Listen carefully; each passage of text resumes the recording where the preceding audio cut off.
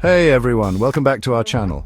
Today we're diving into something pretty fascinating, Japan's military, or more accurately, the unique way Japan handles its defense.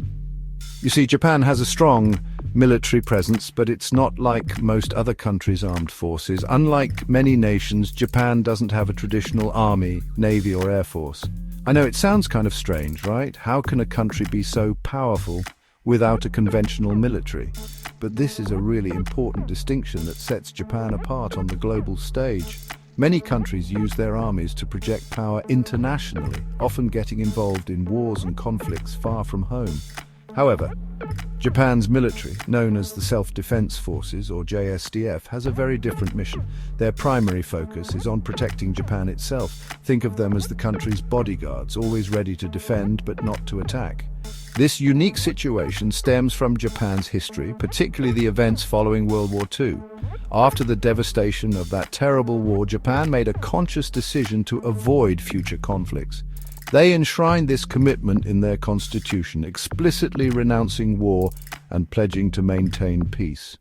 This decision has profoundly shaped Japan's modern identity and its role in the world. To truly understand why Japan doesn't have a regular army, we need to delve into its past and consider the potential future of its military stance. Japan's post-war era was marked by a strong desire to rebuild and focus on economic growth and cultural development.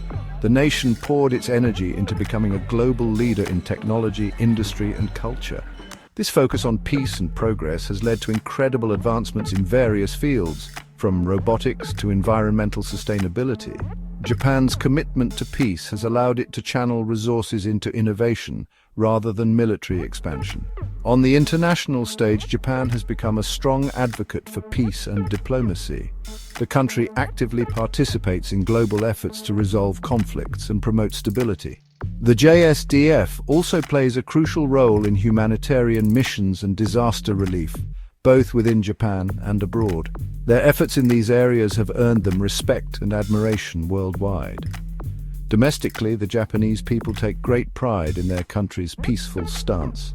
This collective mindset is reflected in their active participation in community activities and peaceful protests, advocating for continued non-violence. Education also plays a significant role in maintaining this peace-oriented culture. Japanese schools emphasize the importance of peace and the lessons learned from history, ensuring that future generations uphold these values. Of course, the world is always changing, and Japan's defense policies continue to evolve. The government regularly reviews its stance to ensure the country's safety, while adhering to its constitutional principles. Public opinion also plays a crucial role in shaping these policies. The Japanese people are actively engaged in discussions about their country's defense strategy, balancing the need for security with their commitment to peace. As we look to the future, it's clear that Japan's unique approach to defense will continue to be a topic of interest and discussion. The JSDF remains vigilant, prepared to protect the nation while upholding the values of peace and non-aggression. So, the next time you think about military power, remember Japan's distinctive path. It's a powerful reminder that strength doesn't always come from having the biggest army, but from the commitment to peace and the well-being of its people. World War II was a really tough time for Japan. The war, especially the atomic bombs dropped on Hiroshima and Nagasaki, made people in Japan really dislike the idea of war. They saw how dangerous a powerful military could be. Back then, the military had a lot of control over the government, and that led to some bad decisions. After the war, everyone wanted to make sure that something like that never happened again. So, they made a new constitution that said, "No more war." Even though Japan promised not to fight wars, it still needed to be able to protect itself.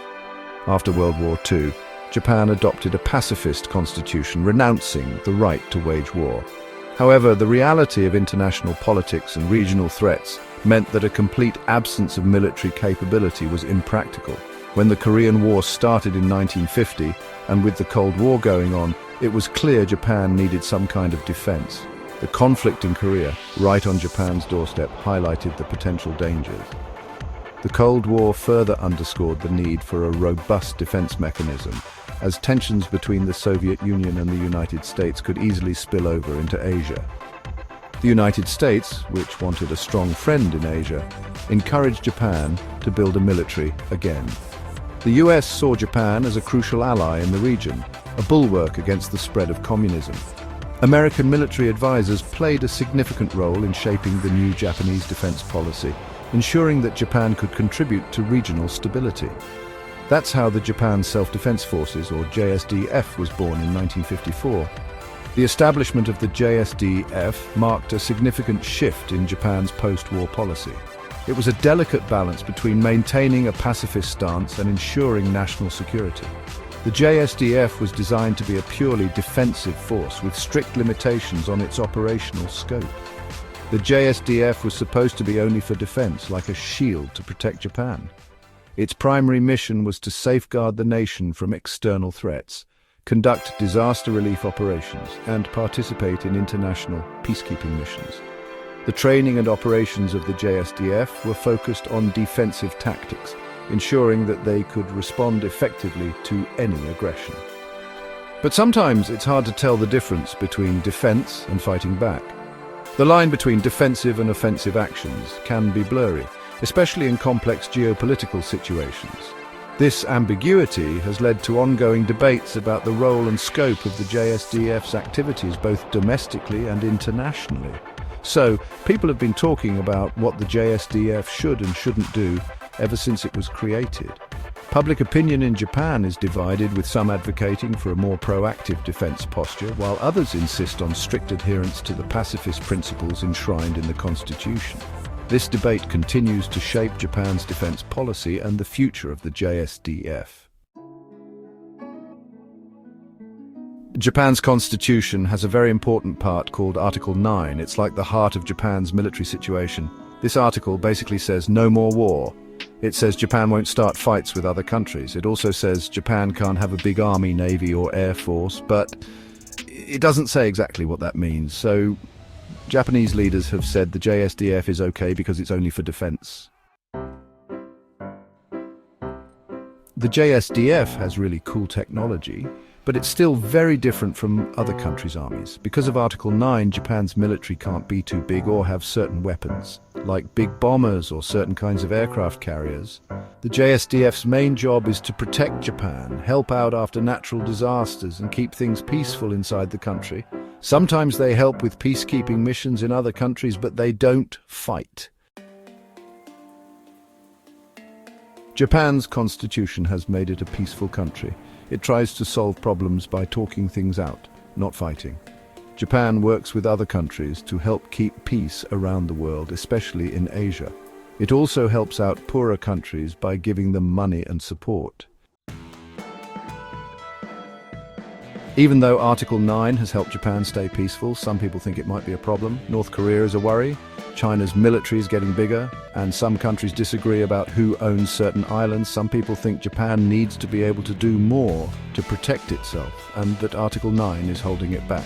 Other people think Article 9 is still really important, and changing it would be a bad idea. They don't want Japan to become a military country again.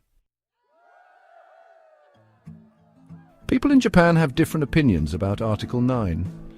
This clause in the Japanese constitution, which renounces war and prohibits Japan from maintaining armed forces with war potential, has been a cornerstone of Japanese identity since its inception after World War II. However, as the global landscape changes, so do the perspectives of the Japanese people. Lots of people still like it, but more and more people, especially younger people, think maybe it needs to change. The younger generation, having grown up in a different era, often feels that Japan needs to adapt to the current global security environment. They argue that Japan should have the ability to defend itself and contribute to international peacekeeping efforts. With all the problems in the world today, they wonder if Article 9 is still the right way to go. The rise of regional tensions, such as those with North Korea and China, and global issues like terrorism, have led many to question whether Japan's pacifist stance is sustainable in the long term. This isn't just about safety, it's about what it means to be Japanese. For many, Article 9 is a symbol of Japan's commitment to peace and a rejection of the militarism that led to the devastation of World War II. It represents a national identity built on pacifism and diplomacy. It's about Japan's place in the world. How Japan navigates its pacifist principles while engaging in international politics and security is a delicate balance. The country's role in global affairs, its alliances, and its contributions to international peacekeeping are all influenced by Article 9. Nobody knows what will happen with Article 9, but the discussion shows how important World War II still is, and how hard it is to balance peace and safety. The memories of the war and the desire to avoid repeating history weigh heavily on the national consciousness. As Japan continues to debate the future of Article 9, it must reconcile its past with its present and future needs. After World War II, Japan tried something new, choosing peace. It changed everything about Japan. People still talk about Article 9, but Japan's peaceful way has helped it become a powerful and rich country. Japan shows the world that a country can be successful without a big army, though Japan's story gives us hope that maybe we can solve problems by working together, not fighting. We don't know if Japan will always stay peaceful, but its story is important for everyone. It shows us that we can learn from the past to make a better future.